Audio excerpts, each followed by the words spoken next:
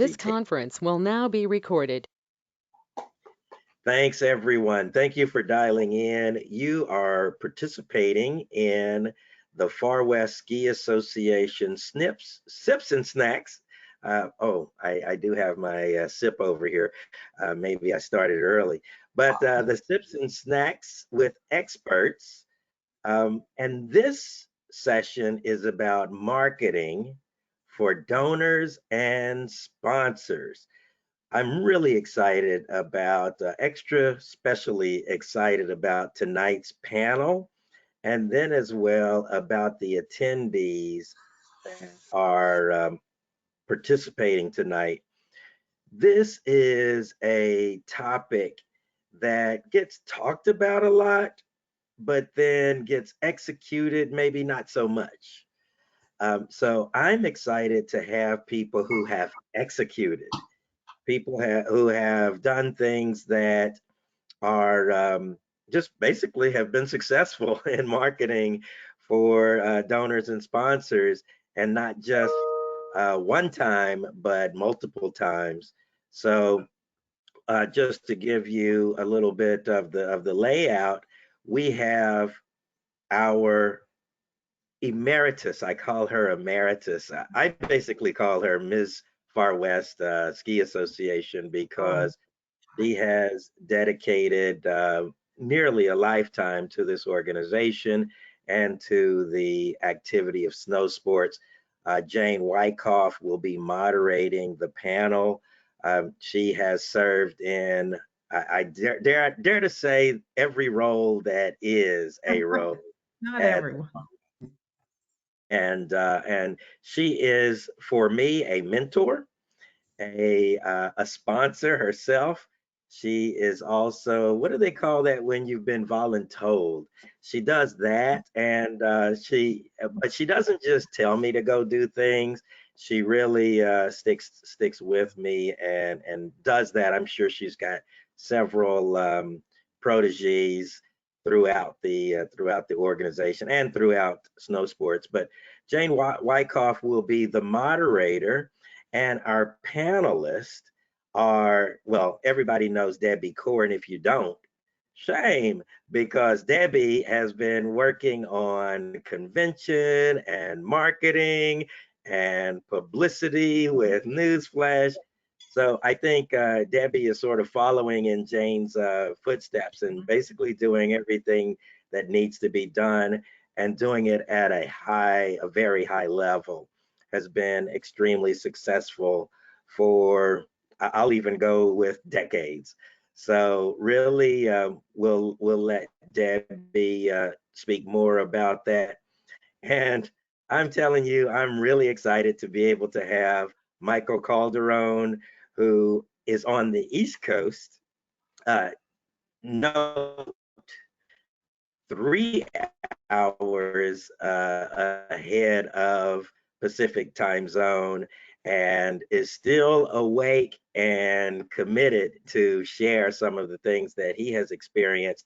And he has done some amazing things with the National Ski Council Federation, and the online auction just has blown my vision just out of the water. And then as well is really showing people what can be done with getting donations and building the funding, the financial funding through the online auction with the National Ski Council Federation. You've heard enough from me. I will now turn it over to the team, to Jane, Debbie, and Michael to kick it off. Thank you for your very kind introduction there, Todd. Welcome to our Sips and Snacks Marketing for Donors and Sponsors. We appreciate you taking the time to join us this evening, and we trust that you will learn some valuable information to market to your councils and clubs. Todd told you quite a bit about myself. Yes, I've been around for quite a long time. I'm a past president of Far West. I was actually one of the originators of the first silent auction and snow sports trade show back in 1986, and way long time ago. And chaired, oh, I'm sorry. Just Barbarazo's trying to get in the meeting, I think. Barbara?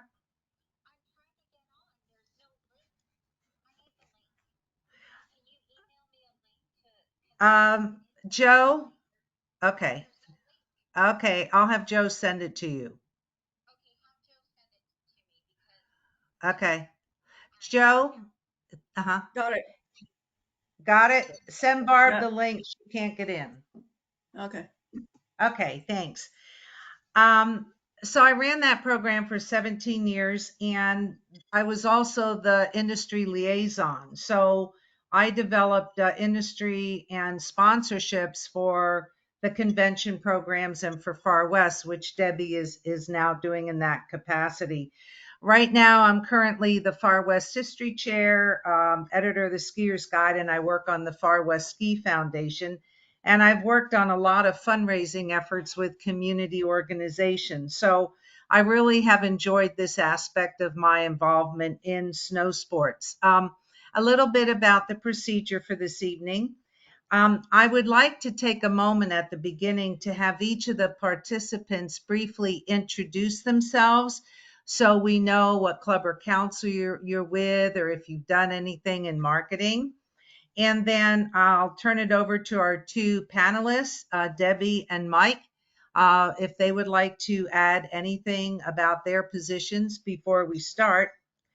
And we're going to ask questions from each panelist, but we'd like you to feel free to send a chat with a question or provide feedback to a question by raising your hand during the session. And Todd is going to be monitoring the chats. We want you to contribute to this conversation and to be involved in our seminar this evening. So if we could just take a few moments, except for Debbie and Michael, could we start with Joe Simpson? I'll go at the top of my screen and just introduce yourselves for those that don't know all of us as well. Joe? I'm Joe Simpson. I'm chair of the Board of Trustees for the Far West Ski Association and Sierra Council president. Let's go down to Sandy. Hi, I'm Sandy Schaub. I'm a member of Ski Ski Club in Portland, and I'm also president of the um, Cultural Center and Mount Hood Cultural Center and Museum in Government Camp. Welcome, Sandy. Steve? Hi there. Hi. Can you hear me? Yes. Okay, I'm in my car. I'm driving back from my boat, which is about 3.5 hours north of my house, and I'm almost home. But Linda and I got home from New York City Tuesday night. We'd been there a week, had a great time. I'm a two-time past president of Far West Ski Association, and I'm currently serving as the VP of Public Affairs at Far West Ski Association. Thank you, Steve. Welcome. Carlene? Yes, Carlene Budikoff with Sierra, and I've been travel and social for some years, and also uh, enjoyed racing for a number of years until my body fell apart. And I also have another person with me who just retired from the medical field, and so Joe and I try to grab people as they retire and get freed. So I'll let Renee introduce herself. Hello, I'm Hello. Renee Sinceri Bairolo. I did a little bit of racing and skiing since I was 14 and have not been doing administrative things with the group. I've been working, teaching medicine as well as practicing medicine. So right now I'm trying to decompress. No Welcome, marketing. both of you. Okay, Linda. Hi there. Linda Westland Founder. Oh, wait, I'm sorry, Linda McGavin. Okay, sorry, Snow Midget. Yeah, founder of Mountain High Snow Sport Club as Plaza Ski Club in '75. One of the co-founders of the Northwest Ski Club Council, formerly Portland Area Ski Club Council in 1979, and been involved with Far West and helped on their auction. I'm involved with the marketing for Northwest Ski Club Council and trying to get industry members. So I really care about this. Thank you. Welcome, Linda. Okay, Gloria. Hi, I'm Gloria Ramina. I've been in several positions in my ski club, Avalanche Ski Club, and council, Central Council. I'm the current past president of Far West Ski Association, and I've held positions of VP of North American Travel and trustee and the chairman of the board of trustees in the past. Okay, Gloria. Linda Westland. We have 3 Lindas, so we're going to use last names. Linda. It's a popular name in our age group. Hi, I'm Linda Westland. I'm the current president of Far West Ski Association. I come from Arizona Ski Council, where I've held roles on the council level, as well as in my ski clubs, Scottsdale Ski and Ski Club and Motorola Ski Club. I've held other positions on the Far West board, and I'm very proud of our Far West Board of Directors and VP of Marketing, who has done an outstanding job in marketing our organization to our members and prospective members in the ski industry. Thank you, Linda. Okay, Emilio, welcome. Hi. Hi, I got my sips and I got my snacks. Everybody else Perfect. has some? Okay. Anyway, I'm with the Mountain High Snow Sport Club in Portland, Oregon, the same club as Debbie Core and Linda McGavin, and I'm the newsletter editor and webmaster. Ex-Packrat racer. I used to race for something like 23 years before I quit, and occasional trip leader too. So. Thank you. Our third Linda, Snow Midget, can barely see you there. Linda Coxon. I know. I'm sitting on a couch that I fall into, and so I don't know where the camera is on this thing. But I am with Northwest Ski Club Council, Mountain High Ski Club, and Scanty Ski Club. I was treasurer for a little bit at Far West. Have not done any marketing for any ski club or ski association. So, but always interested. Great. Thank you, Linda. Barb, you got on. Welcome. Sorry you had trouble there. Sorry, I apologize. I was a little panicked. I'm like, oh, I don't want to be late. Barbara Rossborough. I am the Far West Ski Association National Ski Patrol liaison on the board of directors, and I am starting my 23rd year with Big Bear Ski Patrol. I hold many leadership roles, patrol roles, training instructor for new candidates, and I also am the Southern California Region Assistant Director for National Ski Patrol, and I've been associated with the Far West Ski Association for about 35 years, very involved with the silent auction and the convention committee and event planners, and I'm looking forward to coming back to that this year with helping with the silent auction and sponsorships. Thank you, Barb. Welcome. Okay, let's go to our 2 panelists. Debbie, would you like to just briefly give your current position, how long you've been involved? Would you like to do that first? Sure. Okay, so I am in my 22nd year as a VP of Marketing and Sponsorship with Far West. It was thanks to Steve Coxon, who mightily twisted my arm to join this group, and but I've loved every minute of it, even though 2024 is going to be my last year as VP of Marketing. So I've been looking for a few years for somebody to replace me, and I continue to put the word out. So, but I've really enjoyed the position. Um, I'll get into it a little bit further as we ask questions, but the main thing I like about it is being able to work with the industry partners and develop the relationships that I have developed with them. It means a lot to me. Thank you, Debbie. And Michael. Excuse me. I'm the vice president of the National Ski Council Federation. I think this is my third year. Chairman of the Metropolitan New York Ski Council going on 18 years. As you could tell, the volunteerism is tough out here, out east. President of the Rustani Powderhounds, and I'm on the board for the International Skiing History Association.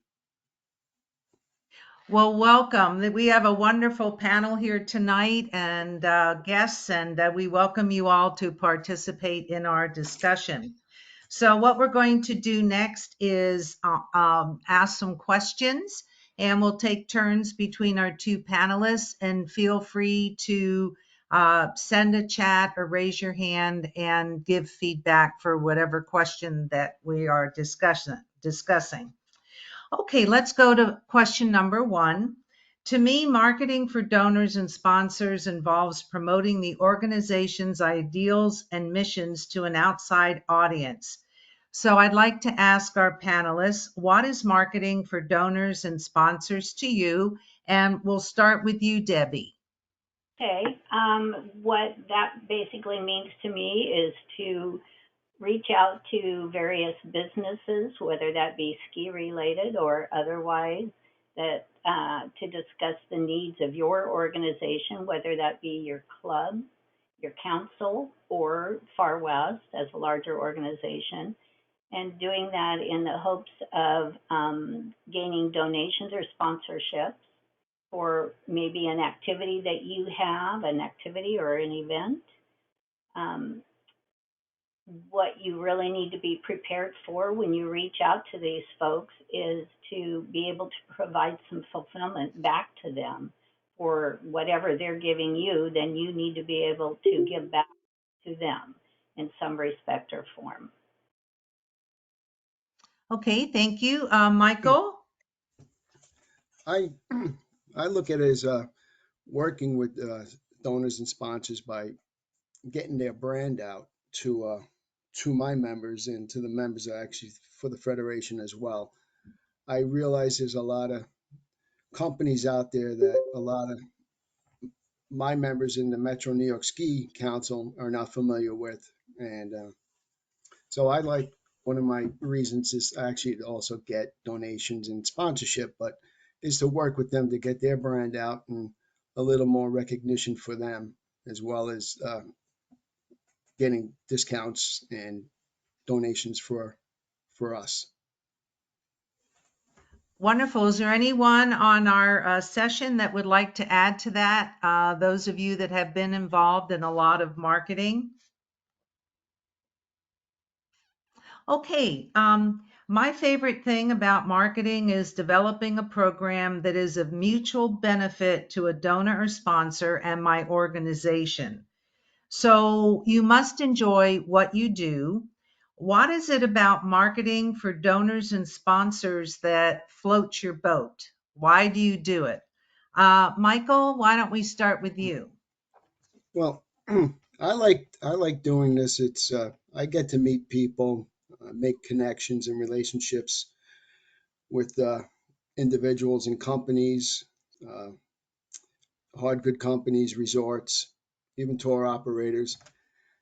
And I just talking about skiing and just talking about anything related to skiing, and I just love.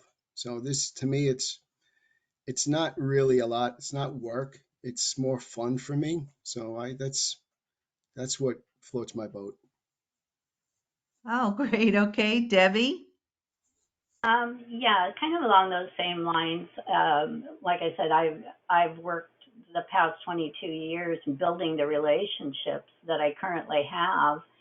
So it's easy to say that over those years, I've got my several go-to partners that I work with, and I just enjoy the rapport that I have with them, and being able to establish some kind of a donation or a sponsorship with them that helps them get their product or their brand out there. And that makes me excited for them to be able to hand them something that's going to work for them as well as for us. And like I said, I think it's a great feeling of accomplishment when we can both come together and find the same well-meaning to what we're looking for. That's a great point, Debbie, and Jane mentioned it too. I get a kick out of it's sort of like puzzling when you have a sponsor that wants to get something, they want to get some exposure and they want to build their brand.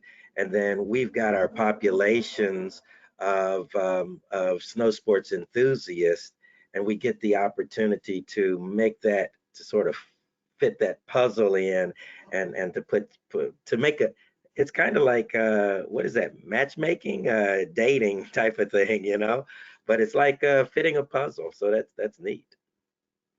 I always like closing the deal when you build a rapport with a potential sponsor and you work really hard at it and you don't think it's going to happen. And then all of a sudden it does. And it gives you such a great sense. Yeah, I got it. I did it. I'm so happy with this. And so it's just working with folks in the industry that's so much fun.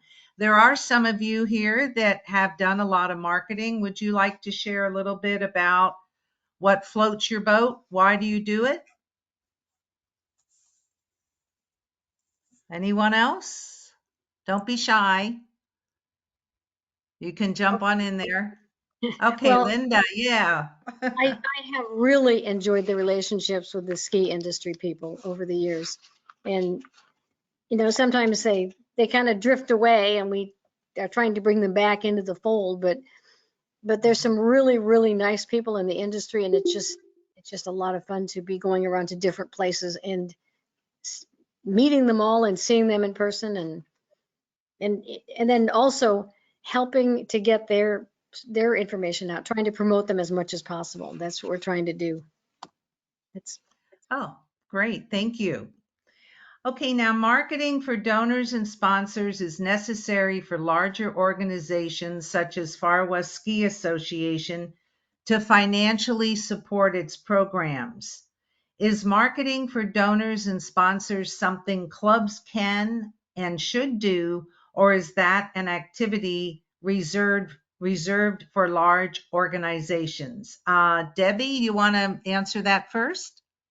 Yeah, I say absolutely for clubs and councils. If you're out there and you're having an event, looking to have an event, and maybe your funds are a little bit tight, or you just want to help, say, that local ski shop or somebody get a little bit more exposure, then go to them, go talk to them, tell them about your event that's coming up and that you want to help them along. And then, maybe that they could donate something like some door prizes or something.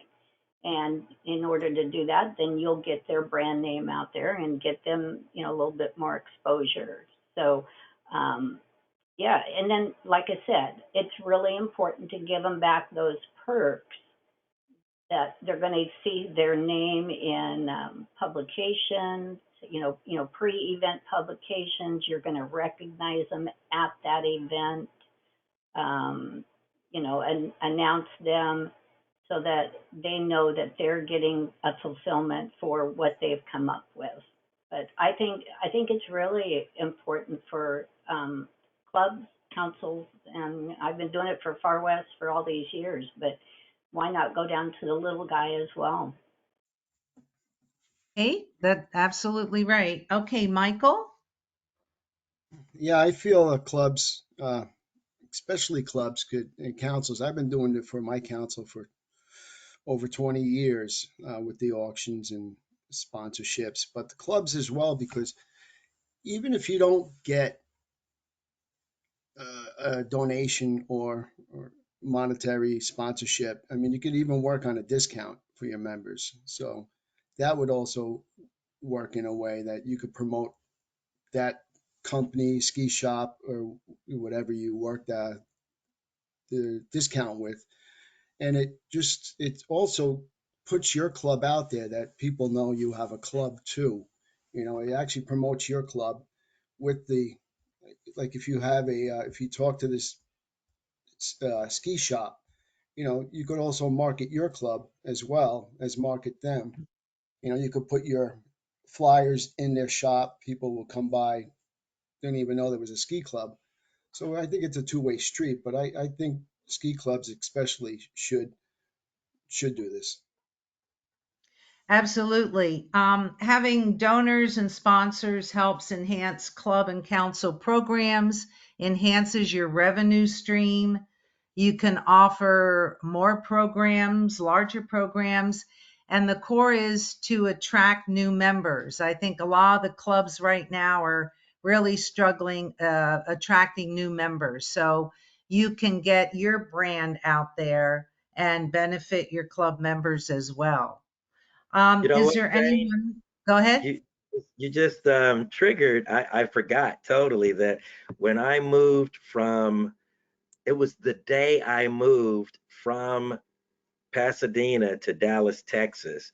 I got into town and I had a guy's number. I called him and he said, "Oh, you missed the club meeting, but they're doing an event at, I think it was Sun and Ski Sports, and they had the carpet there outside of Dallas."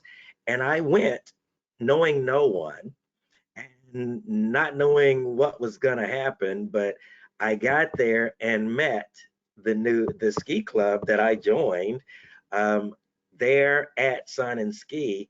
So they hosted the event for the Texas Ski Rangers. I met a whole bunch of crazy people that I said, "Wow, this is going to be fun." And so, in addition to Sun and Ski getting the exposure, just like Michael said, the the store, the shop gets the exposure, as well as if you wanted to have happy hours. Like here in San Diego, we have a lot of rooftop bars, and so it really gives the venue the exposure. And just like Michael said, it also gives the organization, the local organization, the exposure to the venue, and who knows later on. Right. We used to do quite a few of those ski shop meet and greets and with our clubs and ski shops. I always found it important to organize my procedures and processes when marketing for donors and sponsors. What do you feel are the three most important steps to marketing for donors and sponsors? Michael? Yeah, my one thing I like to is I'm not afraid to talk and ask people for stuff. You build a relationship and then just let them know what's going on. You have either an auction or you're looking for sponsorship, and just don't be afraid to ask. I'm a little persistent with it. If I'll, send an email out, sometimes I have calls with the potential sponsors and donors. And if you don't hear from them, give it a little while. You just shoot another email, send them a text. I think persistence as well is, and just don't be afraid to ask. If you don't ask, the answer is always no. So, What other steps are involved in getting donors and sponsorships? well, it's like I won't say it's like a dance, but you have to tell them what you're going to offer them as well as what they, what you want to give them a return on investment. So it's, you got to work up a plan of what you're going to do for them, and what you would like to do for them, and what they think it's worth for them. Correct, right. Okay, Skier Craig, welcome. Hello. Debbie?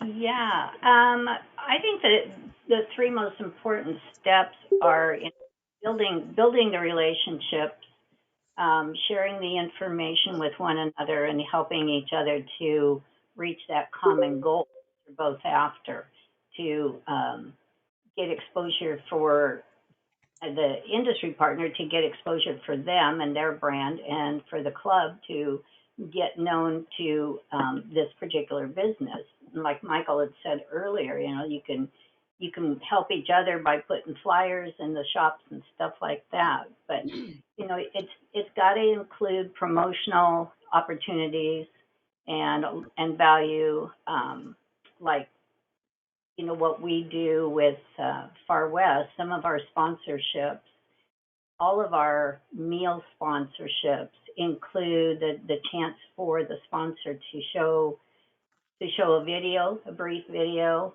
have microphone time, and so they get that added little bonus there, aside from, say, somebody that's donating a bike ride or something like that. But they get a little bit more bang for their buck, and basically just fulfilling the expectation of both parties. But I used to call it, when I first started doing this, both sponsorship and my member benefits program, I basically call it dialing for dollars. And I used to be a collector as my work related stuff. And so I don't have any problem picking up the phone and calling people and talking to them and saying, look, this is what I can do for you. What can you do for me? And, it's just helped me along the way in all my 20 plus years. So, and it's helped Far West a lot. Great. So to kind of summarize, you have three kind of steps you're following. You need to develop and plan your program, get all your materials together. Then you need to execute your program to go out and get your donors and sponsors. And as Debbie has stressed, that we've all learned along the way, you need to fulfill the benefits that you promised a donor or sponsor, or you will lose them. Because what you're trying to do is build a relationship that they will come back. It's a lot less work if you can sign on a sponsor for an event or a program for 3 years, 5 years. We have some program sponsors in Far West. Debbie, how long have some of those sponsors been with us? Well, our longest sponsor is Bid White of our Volunteer of the Year, and they have been a sponsor since 2001. Wow. And our athletic scholarship sponsors have been in it since 2005, and that's Whitefish and Grass Mountain Lodge. And I used to get and have them sign multi-year agreements, but of course, prior to the pandemic, they quit doing that. So it's just a year-by-year thing that we do now. But we know that we can count on these, specific program sponsors that we currently have. And it shows, Debbie, as the leader of this program now, that you are fulfilling their expectations. So they continue to support us for our mutual benefit. If we could just pause a moment, we did have some additional people join. So Craig, at the beginning, we just gave a little brief introduction, who you are and club or council you're with, if you've done any sponsorship development. Do you want to give us just a little synopsis for us? We're not hearing you, Craig. No. Can you hear him? No. You're muted, probably.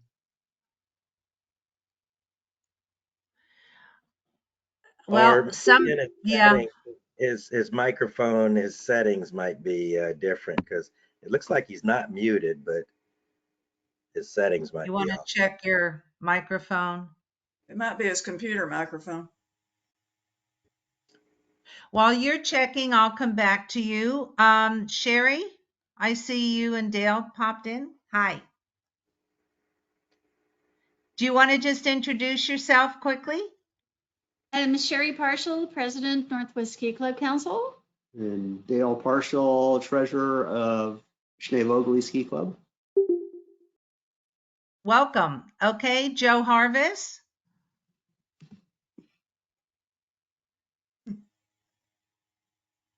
Joe? Joe is muted. Joe, Hello, you are hello, muted. hello, Okay. everybody. Joe Harvis, Vice President of Communications for Far West. Mhm. Thank you, Joe. Welcome. Craig, you want to try again? Well, Craig, try speaking. Okay, now hit the unmute button, because it looks like you might have just muted.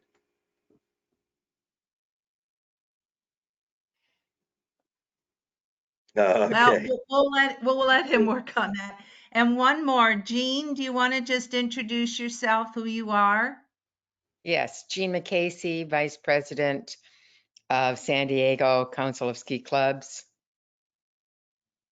Welcome. And VP of Membership for Far West. All right, thank you. Getting started in creating a new program can feel overwhelming and challenging.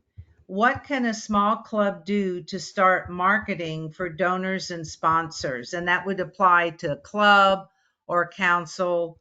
Let's start with you, Debbie. Okay, well, we've kind of touched on this already, but I think the key is just to familiarize yourself and go introduce yourself to business partners in the local community who might be able to either assist you with, again, if you're having an event or say a kickoff party or something like that, you're looking for product, you're looking for door prizes, maybe you're needing some funding, but work with some of the smaller businesses and let them know who you are and what you're all about and what you're seeking. I've always found that even approaching the local Convention and Visitors Bureau is a big help, because they can, if they can't help you, they can turn you on to some other businesses. And if you are having an event where you're having out of town folks come in, at least the local TV can provide you with visitors brochures and maps and things like that. And sometimes they can even have a book or two, and you might be able to get a couple donations of a really nice book as an offering for a door prize. When we were here in Portland, they gave me some really nice cookbooks of a local farmers market here in the Portland area. So it never hurts to just reach out to your local businesses and just let them know that this is what you're looking for. Okay, thank you. Sorry, Go ahead. I just wanted to add, it looks like oftentimes all it takes is to ask. Unfortunately, I'm very shy about asking for sponsorship, but I have asked in terms of a specific ski trip that we do to a ski area. In that way, it doesn't sound so much like asking for a favor. It's more like an exchange. Hey, we are bringing your group of skiers to your place. We'll stay there this many days and nights. And so would you have some promotional materials that you could share with us? And that part seems to be very easy. All you have to do is ask. Thank you, Emilio. Okay, Michael? Yes, first of all, I'd like to have some sort of plan of what I'm going to offer my potential donors or sponsors, what I could offer them. for what they're going to give me. I think it would be to start small. Don't go, stay local with your requests and trying to meet, the ski shops, local mountains. One of my first things I did with the Metro Ski Council, there's an organization, Ski Areas of New York. I reached out to them. My council's on, we're a member of them as well. So I reached out to them, spoke to the president, and got a lot of contacts out of that. And I just stayed local with ski areas requesting stuff. So I'm not sure how many states have something like this, like the California Ski Association and whatnot. You could reach out to organizations like that as well to make contacts. But for a club, I think you should stay local. Don't go, like a small club in New York City. Don't go to California looking for lift tickets. They're going to say, well, you don't come here. So like, I forgot the gentleman that was saying when the ski trip goes, when you have a ski trip go to a certain place, it's easier to ask. So I think staying local works as well. Great. And another thing you can do is you can explore local businesses that are known for supporting community events.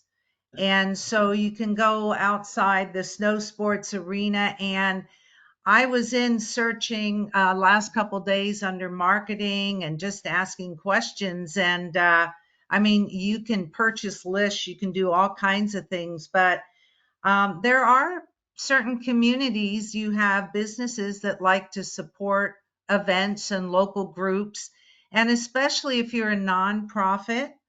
And so those are kind of good to look into. You mentioned visiting local retailers and shops. I remember when we would have conventions, we would go to the up early and we would put flyers out on cars. Remember, Barbara? We would put flyers out announcing our silent auction on Friday night, our big fundraiser, open to the public, free entrance. And I know Debbie has done this. We've gone into board meetings and we've gone early and we've met with the CVB. We go in and go around the hotel and find some local businesses to whatever city we're in, Boise or Reno, wherever we are. And there are things out there. And as Michael emphasized, don't be shy.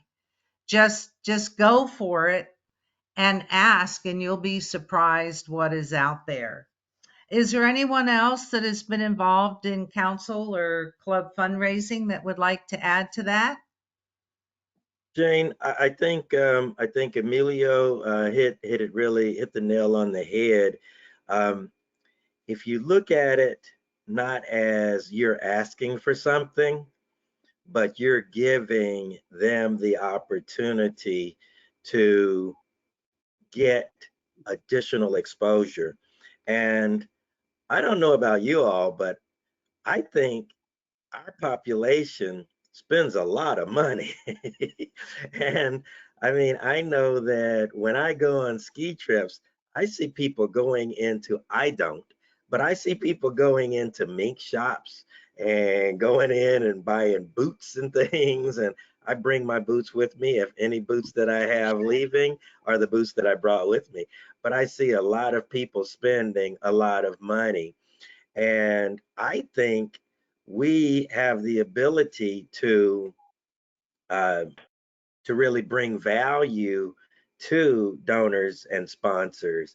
And I look at it as that way, that instead of me asking you for something, I'm giving you the opportunity to get exposure to high disposable income, and they dispose of it pretty well, but high disposable income individuals.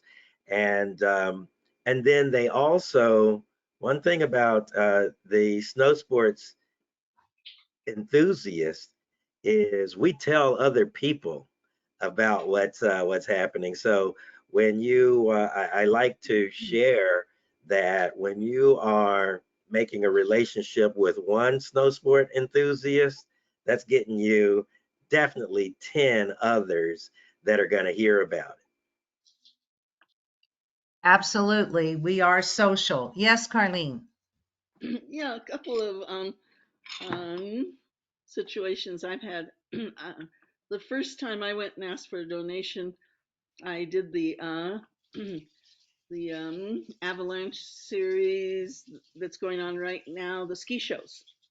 I basically started Reno, Sacramento, Bay Area, and I was shocked, and I didn't know if I was doing it correctly. But for example, I went up to one company that did neck gaiters, and I said I'm from Sierra, and I wondered, oh, am I bona fide?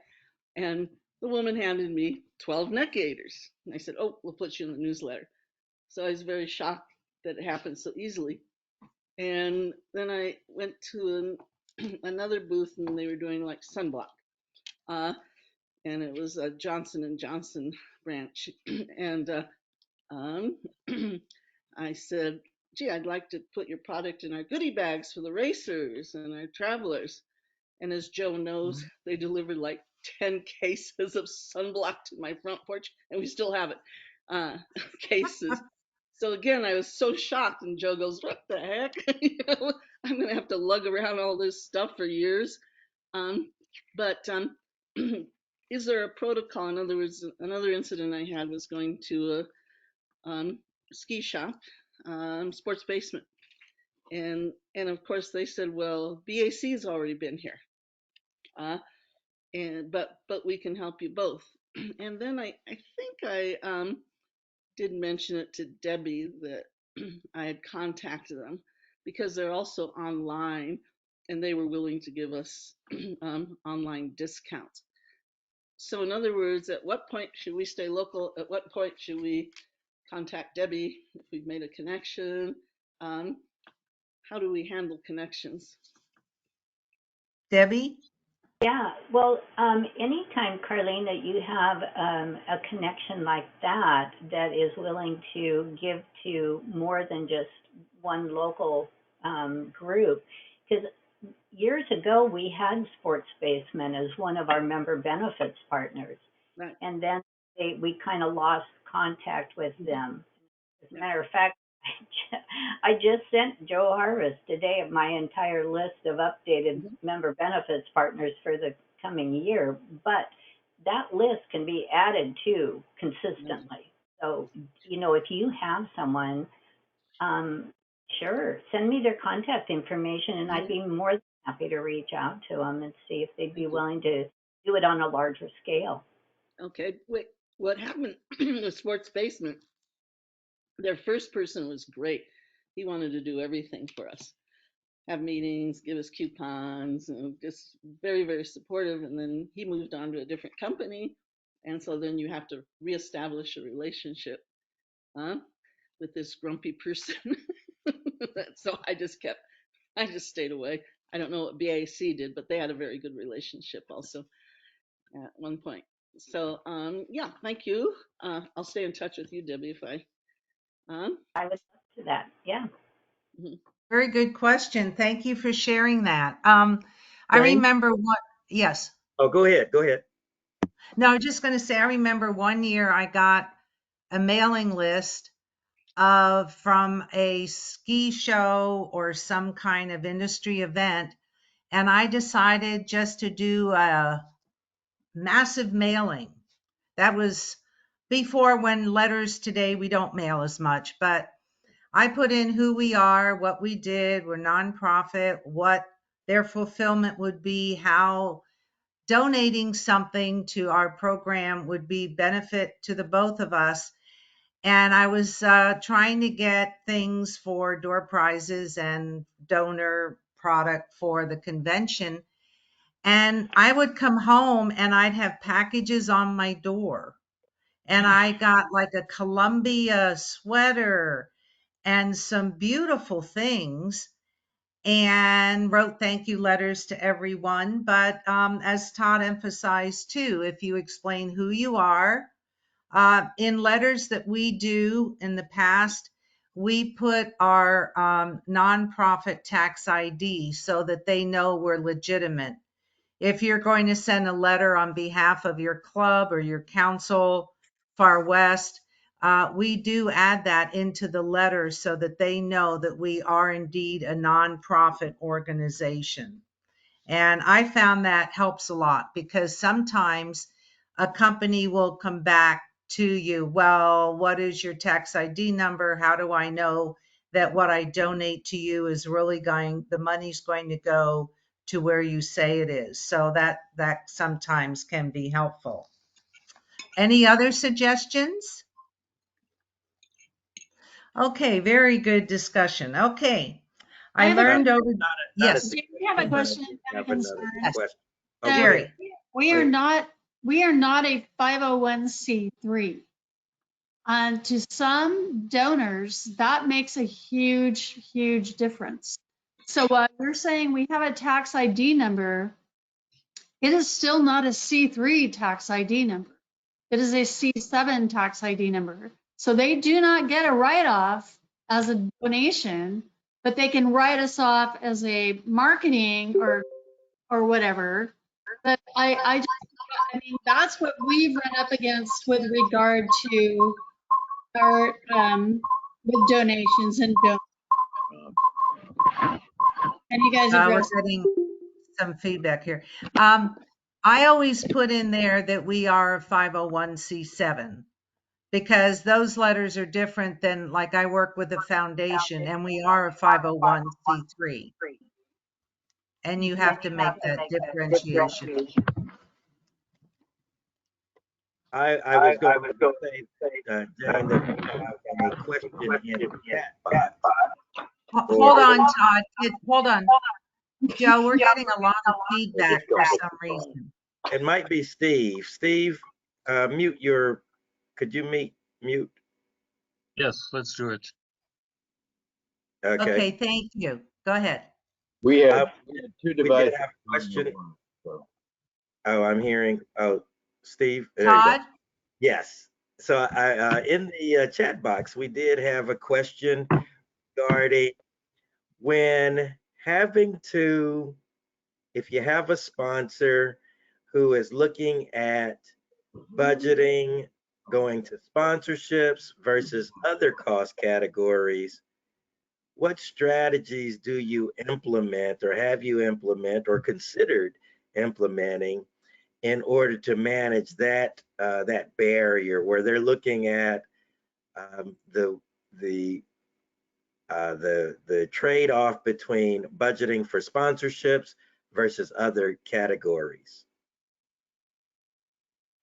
Well, I can answer to that as far as, because I run into that quite often when the industry is registering for convention.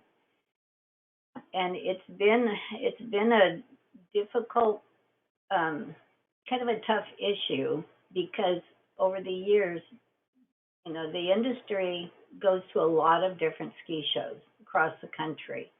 Most of the ski shows just charge a flat rate for them to come and attend that particular ski show.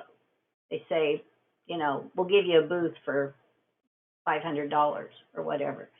And Far West, as long as I have been part of and doing the conventions, we've always required them to donate X number of dollars valued package. And so, especially over the last few years, we've come up against the fact that it's like, well, do we donate a $1,400 package for the silent auction, or do we give you $1,500 for the Continental Breakfast sponsorship? And I know it's really difficult. I mean, I can't make that decision for them, but yet we are not at a point in this organization to be able to offer that other way of paying for their booth. You know, I know we've started talking about it in this past year, and that may be something that's going forward. But so right now, I just, you know, I kind of schmooze them as best I can to get both that donated package and that frickin' sponsorship because I want those sponsorship dollars.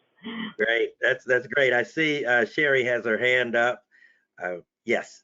One thing that was really interesting, and Michael and Joe can back me up on this, at the Federation meeting, Adam Finn, and you all know Adam, we all know and love Adam, he mentioned that it's really actually easier for them if you charge them, like Debbie, if we wanted to charge them $1,000 to have a booth, it's easier for them to get that passed through their budget process than it is for them to say, I'm paying $100 for a table and they want a donation. It's easier for them to pass it budgetarily through their corporate budget system to actually say, if I want to go to Far West Ski Association and be there, it's going to cost me $1,500 to register. And that all of a sudden it becomes a registration fee and not a donation, because that's way easier for them to get through their corporate domain than it is for them to have to do the ROI on an actual donation. So that was kind of an eye-opening thing that I learned from Adam. He was my partner in our presentation at the Federation meeting, and that was a very interesting and eye-opening item. Yet For another those who don't know Adam, he's with Alterra Resorts. and yet another example of being involved in the value that leaders get by attending these events and activities, and by being on here tonight and listening to the recording. If you weren't able to make it on here tonight, we've got some great jewels. Thank you for that, Sherry. And so I'll turn it back to Jane. Jane, can I ask a question? Yes. Barbara has a question. Sherry, are you saying that they don't apply a return on investment for a fee, a registration fee, like they would a donation? That was what I garnered from what Adam said. It was much easier for them to pay for a booth space than it is to justify paying for a donation. Okay. Yeah, that's Barbara, kind of what I heard. Hold 1 second. Barbara? So my question would be to this subject, or how Adam explained it, then how do we get the packages for a silent auction? You would need to be paying cash for those. I mean, the resorts no longer have control of properties. They're at a disadvantage now. So this was another thing. I mean, Adam was my partner, so maybe I was here. Maybe I got some conversation that the group didn't get, but I'm gonna waving his hand. So okay, we'll go there. But that is what I garnered from our conversation. So what you're saying is, charge for booth space $1,500, and then use those dollars to purchase and put together a package for that resort. That would be easier than the resort than asking a resort to put together a package. I'm sorry. But then you go ahead, Michael. Michael's got yeah. Well, basically what I think Adam was reaching out saying was, instead of a sponsorship, they would pay the registration fee. It's easier for that. Donations, you could probably still work, because the Federation is we're running our silent auction right now. It ends on November 1st. So Alterra did donate an Icon Pass, and I was able to get some packages together. lift tickets and whatnot and gear. But I think it was Adam was talking more about sponsorship dollars that we were discussing as well. The Okay. donations, they still come, but for them to say, I'm going to It give was the also, federation. booth space at the shows, Yeah, Michael. Also booth space at the shows. Well, and Okay, Todd. so this is great information for a discussion as we operate in, whether it's a trustees meeting or if it's in a committee meeting when we have our Far West Ski Association. But I did see Joe Harvis. Yeah, let's have one more comment on this and then move on to our next question. And then I think he brought up a great question that I think we need to look at as an organization. Let's have one other comment. Who was that? Joe Harvis? Joe.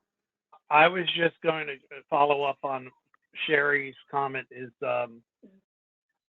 at the federation level, Chris Gill is our chair, and along with Michael, of sponsorship and membership.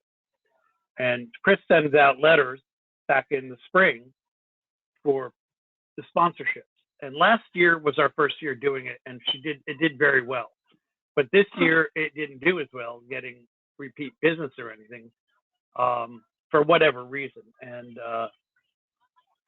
so Cheryl Mann is the president, and I were talking when I was doing the online registration form. I said, what do you think about putting the sponsorship levels on the form and asking if they would like to be a sponsor there?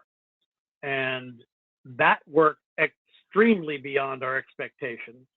And as it was told, as Sherry mentioned, it's easier for them to pass it through because they're not getting approval for sponsorships. This way, it's part of their registration package, and they're able to get it through a lot easier. So if they said, if you got to charge us $1,500, charge us $1,500. That was Adam's exact words. And others felt the same way. So, and we have 3 levels at the federation level. Black diamond is 1,000, blue is 500, and green is 150.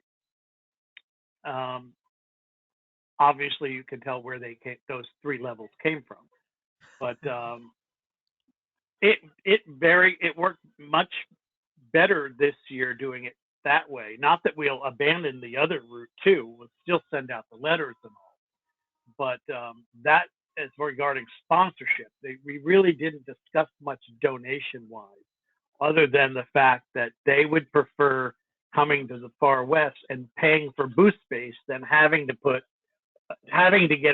somehow get approval for a $1,200 package. And that doesn't mean you have to use that $1,200 to buy a package to auction off. You just have to rethink how you want to do the auction. And if you're selling booth space, that helps you pay for the venue and replaces somewhat silent auction income that we may not get. So they're just different ways of doing it. That's what he was trying to explain to us. So it's some food for thought. I talked with Debbie about it at length a while ago, and I think she may try and do that on the industry registration, as add something there for them to be able to take advantage of it that way. I think what I've seen is that to give as much flexibility. Yes, exactly. To give that flexibility to your donors and sponsors. So all great input. This is wonderful. Jane, back at you. Oh, thank you. I just want to follow up on a question for Joe, because when you develop sponsorships, there's different ways to do it. You can have them sponsor a program, or you can go another direction, as Joe was mentioning, where you have different levels. And on each one of those levels, there's different fulfillment. They have different benefits. And so for each level, you get more of a benefit. Joe, did that work well for you? Do you think that's one of the reasons you did well with that program? I think so. Each, like you were just saying, each of our levels have different ROI. Our $1,000 level, one of the big top ROIs is they get to give us a banner ad that we put on our webpage, on our homepage. However, none of them fulfilled that obligation. I said, I can put it there for you, but I can't create your banner ad. You have to have your marketing people do that. And I don't know if they just drop the ball or they just don't want to be bothered, but that is there for them to do. And among other things, that and each level, as they step down, there's less that they, like the other two tiers, wouldn't get the banner ad. I believe that Michael, correct me if I'm wrong, the $1,000 level also gets to speak at our annual meeting. They get to get up in front of the room and tell us all about the resort and what have you. The Yes, other levels don't get to speak. They get to bring promotional material to put out on a table. Yeah, Joe, Thank you, we had Joe. a, That's some valuable information. Yes. no, I was just gonna say, I think we had 2 or 3 people speak at the meeting, Joe. We had 3 Black Diamond, I believe it was 3 that spoke at the meeting. Okay. The next question I have is, I learned over the years that persistence is required in obtaining donors and sponsors.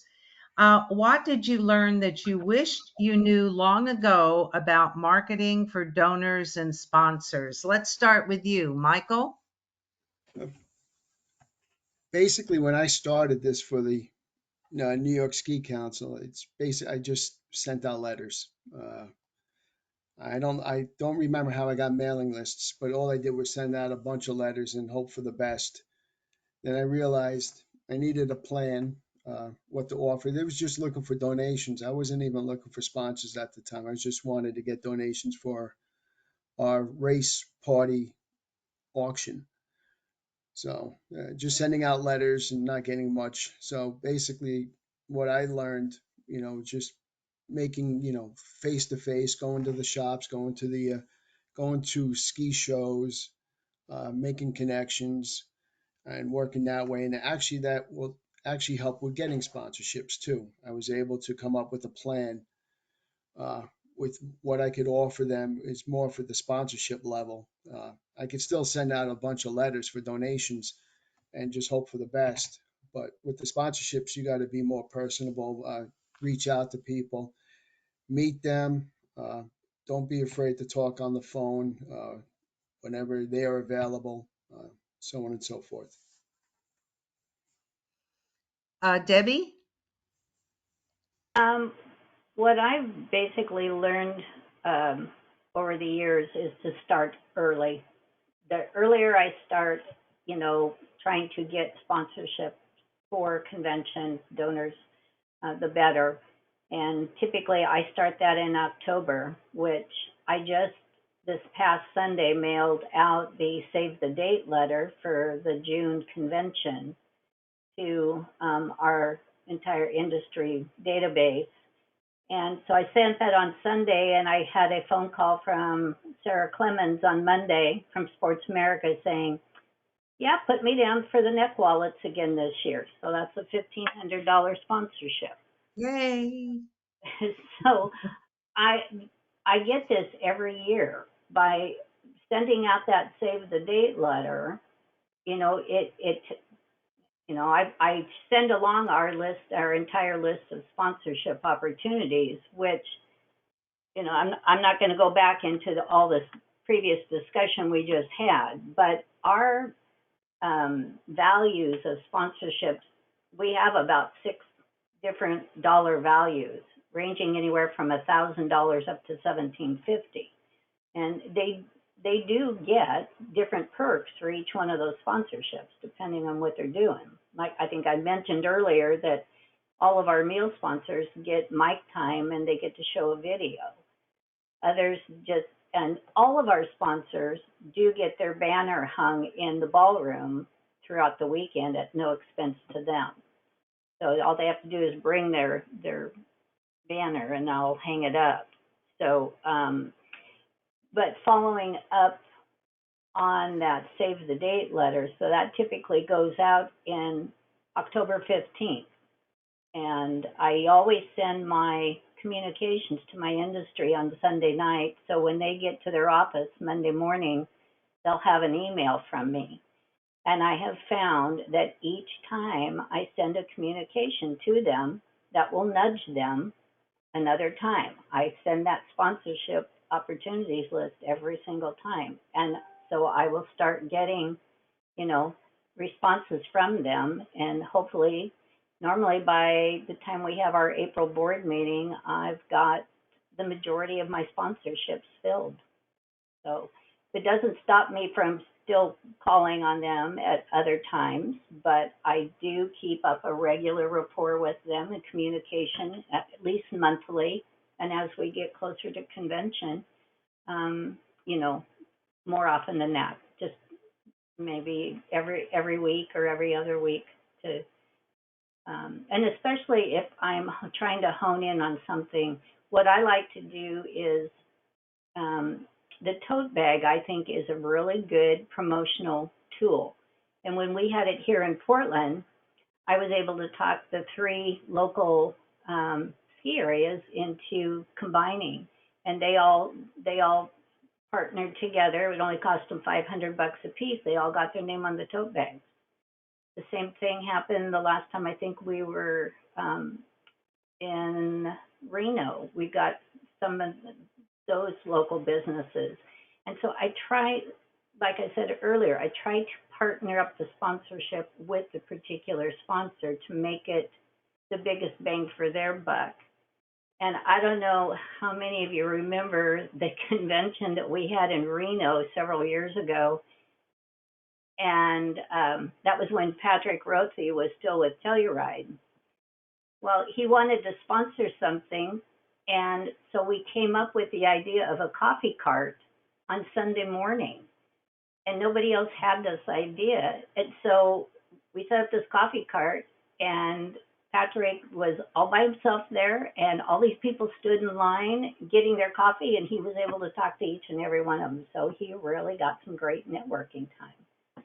So I try to go above and beyond finding the particular sponsorship that's going to fit this particular business partner. Debbie, that was in Seattle. And it was, where was? I thought it was in Reno. No, it was a Starbucks cart in Seattle. Okay. Well, it was a long time ago. So it was 2008 then. That's when we had it in Seattle, yeah. But anyway. Yes, Joe? Yeah, I would say also we're talking on the Far West level, but on the club and council level, the save the date notices work beautifully for marketing trips as well, because Carlene has done an excellent job of sending out save the date for our trips and our parties, council parties, and it really gets people in, and it gets it on their calendars, because people plan, calendars fill up a long time away, and the earlier you can send something out, whether it's for sponsorship or an event or whatever you're trying to market, getting it out early and save the date, even if you don't have all the details, is really helpful. And Linda Westland had just mentioned, Debbie, I don't know whether you have your card up on this screen, or your chat rather, great innovation and results on the coffee cart, because you took an opportunity and you were able to create a new thing. And one thing that sponsors like is to be able to network. That's why when they come to the convention, we offer optional events, and the industry does participate because they want to have the opportunity to talk to everyone in a casual way. And so this is one of the benefits. So good job. And Todd had also mentioned he's seen gold, silver, and bronze levels of sponsorship, and they added platinum and titanium for the big bucks. So we have some chats in here for everyone. If you're not on your chat, you might want to add it. Yeah, another thing is about the networking and stuff. Whenever I find out that we have a new industry partner, and that happens, as we all know, it happens quite often over the summer that people leave, they move around. Whenever I find a new partner or somebody that's really brand new and they're coming to convention and they call me and talk to me about registration, the one thing that I highly recommend that they attend is the pub crawl, because I tell them that is the best networking spot that you can get, because it's everybody in such a casual atmosphere. You'll get the best networking on that. So, and most of them do. So. Great. Okay. One of the challenges today in obtaining donors and sponsors in snow sports is the resort conglomerates that make decisions for many resorts. And we used to be able to solicit to individual resorts. What are the biggest challenges now when marketing for donors and sponsors in snow sports? And what ideas do you have to overcome these hurdles? Debbie? Well, I think we've been talking about that, but yeah, it's really tough with all of these mergers going on, because when I was first started doing this, we used to get 6 or 7 different Vail properties that would come to our convention, and for each one that to pay the registration fee, the donation fee, and everything like that, and then sudden it drops down to, it's all one person doing that particular job now. And unfortunately, I don't think we have seen Vail Resorts at our event for about the last 4 years. So, but it's very tough to try to get some benefits out of these folks. But I just keep at it, like Michael says. I'm kind of a bulldog, and I will just keep reaching out to see what I can get to work, and whatever works.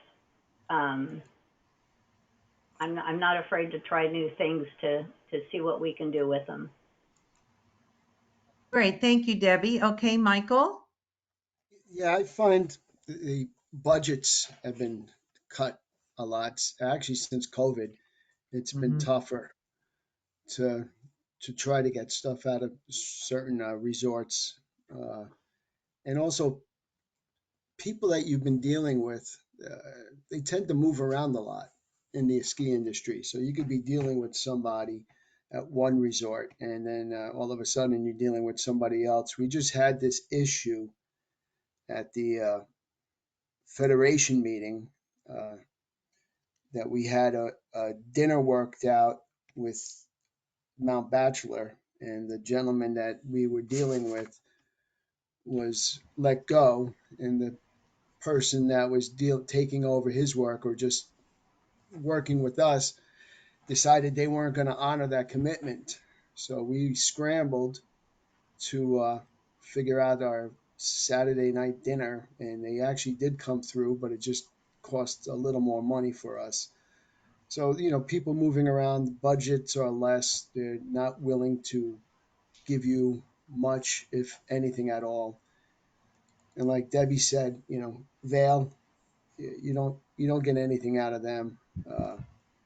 And it's like in the Northeast, especially because a lot of the mountains they've been purchasing, they don't want to deal with.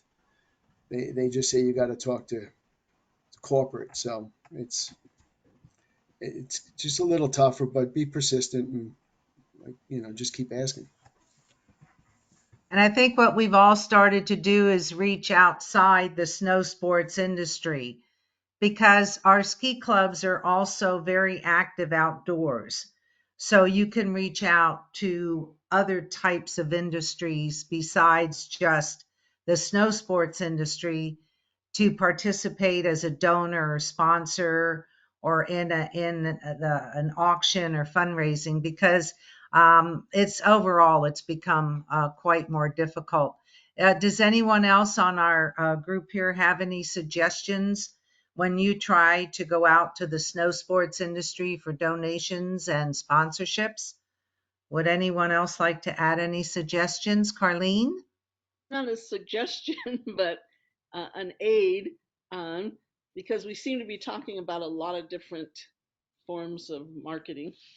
And if maybe Debbie could be the clearinghouse if she has a wonderful template to get things for like club and council level,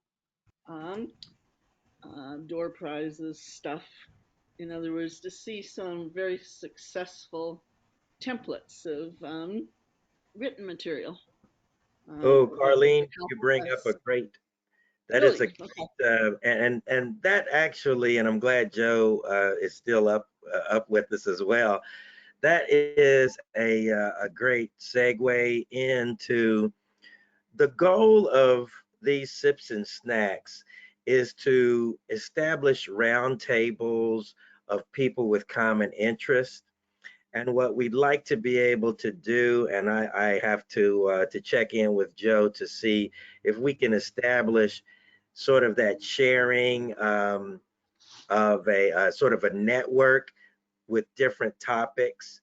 And it might be like a blog, Joe Harvest, or some type of channel, if you will, so that, to Carlene's point, different people can share different templates that they may use, and then just post those up into like a blog or some different folders that might be on Club Express. So I've Carlene, thank you for that question. We'll be working with the best way to establish that sort of round table of sharing. I like that idea. Linda, mute yourself. Perfect. Thank you. Yes, Todd. The last question that we're going to work on is we are going to ask you for additional feedback of what we can do as a result of this discussion to help you on the more local level for donors and for sponsorships. I moved to Texas, and so I was cleaning out things, and I'm finding all kinds of fun things. I think I've been involved in Far West 53, 54 years now. So I went through a lot of things. I just pulled this out. This is an old thing that we did, and this is just paper on here, label paper, and we created something that looked like this and just printed it on a color printer, and it wasn't really expensive, but it outlined the different kind of programs we had: corporate sponsors, product sponsors, program sponsors, industry opportunities in Far West Ski Association. So, and we've done some fancy ones also in the past, but you can really, with having some templates, create some. And also, I found some on the internet. I typed in something like samples for a sponsorship proposal, and they came up and listed all the key points, what you need to do, how to develop your sponsorship. So that was a very good point, Carlene. I think as an association, that would really be a benefit to your clubs and councils to provide you with some letters, sample letters, and templates. I think would be helpful. Yeah, that would be appreciated. And adding to that, sometimes I'll go ask somebody for those Tahoe baseball hats. Fellow handed me 5 of them, and he said, "Well, how many people do you have in Far West?" And I just made up a number. How many do you have in Sierra Council? In other words, I also volunteer for the San Francisco Symphony, so we have a fact sheet that we always have in our hand.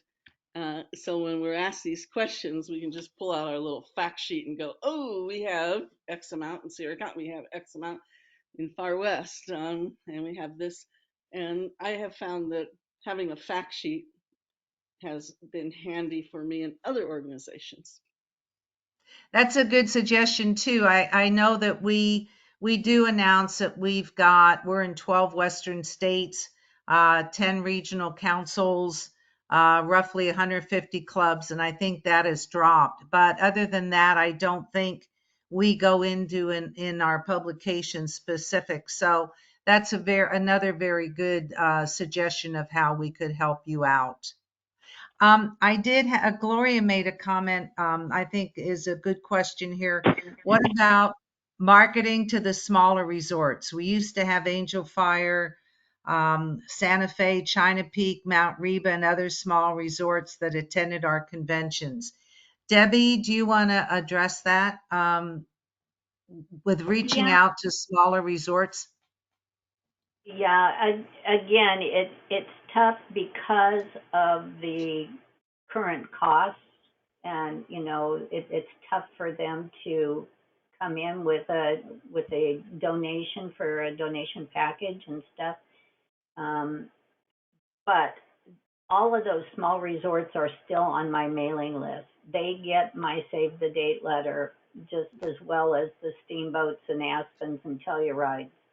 And I try to stay up as much as I can on any changes in those smaller areas so that I can add them to my database and make sure I at least reach out to them in some manner so that they know that we are here, and if they have any questions they can certainly call me. And then like the sponsorships, I put right at the top of my sponsorship opportunities list, which it's a 2-page, well, 1 1/3 page document, but I put right at the top, there's no problem. I have no problem with areas buddying up to do a dual sponsorship, because I know it's tough for some of these smaller areas to come up with a $1,500 sponsorship fee. So split the cost. You both get recognition for it, and hopefully you'll get some bang for your buck back. You know, some of the small ski areas here locally where my club goes to, in Washington and Oregon, I try to reach out to them, whenever we are here in the Portland area, and try to get as many of them to come to our event as possible, just so that they don't feel left out, and see what we can do, some kind of a deal that we can work out. But I would suggest to you too, Carlene, if you go on to, I don't know if you've ever looked at the member benefits program, but if you go onto the website, you can see what all we have in there. We have lodging, we have ski rentals, we have services, transportation services, all kinds of things. And so sometimes just looking at that list will give you an idea of who to reach out to for whether you reach out to those specific partners, but that type of partner. Like Jane said, look outside the box. The last time we had a convention in Boise, I remember we had a tire company that was a program sponsor. And we had I think we had a tire company, and we had a parking company that offered up some discounted parking. Discount, yeah. So it just doesn't hurt to ask. So. Well, I Michael? think Todd? that this event has delivered in our goal. I'm excited about the information, and I hope everyone received some great topics and great ideas. And the most valuable thing is you can always go back and re-listen to this recording, and you can also share this recording. We'll provide the link to the recording. Joe Harvest does a wonderful job. Well, Joe Simpson, the Joe and Joe team. Joe Simpson does a great job of recording, and then Joe Harvest does a great job of pulling it together and giving us a link to it. So stay tuned, and thank you to our moderator. Thank you to the panelists, and thank you to the participants for great input, great questions, and great interaction. stay tuned for, as I mentioned earlier, this is the last of this season's Sips and Snacks, but we'll be back in 2023 and 2024. Oh, Joe Simpson has something to say. Yeah, could we back up? I'd like to introduce Skier Craig, who's having technical difficulties. And Craig is the president of the both Las Vegas ski clubs. And he would really like to get more involved with Far West. And he had some input he wanted to provide. I told him to put it in chat, but he's still figuring that out, I think. So anyway, I just didn't want him to go unintroduced. Apparently he's having issues. And Craig, were you the person, I know you can't answer, but you did a video of a Far West trip. Was that you that posted it that I saw? It's a fabulous video, Right. and it's on what, Facebook? I found it somewhere, it popped up, but if you get a chance to watch it, it's awesome. And as we're Zermatt, wrapping up, pardon me? That was for Zermatt, right? Yeah. I believe so, yes. Todd wanted to remind everyone in the chat that if you or your leaders have any actions for Far West we can take to bring value to your clubs and councils, please send it to VP Council Services at FWSA.org. That's VP Council Services at FWSA.org, so that you invested your time and with us, and we hope you found this session very helpful and informative. And we'd like you to reach back to us of how we can assist you in your clubs and your councils in getting donors and sponsors. So thank you so much. Appreciate it. Thanks, everyone. Thank you, Todd. Thank you, Debbie, Thank you. Michael. Bye-bye. Thank you Excellent all. session. I didn't see too many sips on this call. Mine's empty. I have water. Cheers, everybody. Cheers. Cheers. Many There's blessings. Thank you. Good night, everybody. Thank you. Night. Good night. Good to see Stop everybody. the recording. Stop the recording. Nice to see you. Oh. Stop